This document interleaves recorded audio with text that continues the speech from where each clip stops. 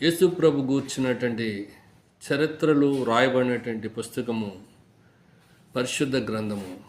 ఆ గ్రంథం పేరే పరిశుద్ధ గ్రంథము. అంటే ఈ గ్రంథంలో పరిశుద్ధమైనటువంటి సంగతులు ఉంటాయి, పవిత్రమైనటువంటి మాటలు ఉంటాయని అర్థం ఇచ్చే రీతిగా ఆ యొక్క పేరు మనకి కనిపిస్తూ ఉంటుంది.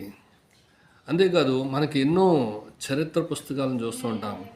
అయితే ఇక్కడ గమనించినట్లయితే ఈ బైబిల్ అంటే పరిశుద్ధ గ్రంథము అనేది ఒక అత్యుత్తమైనటువంటి చరిత్ర పుస్తకంగా మనకు కనిపిస్తూ ఉంటుంది.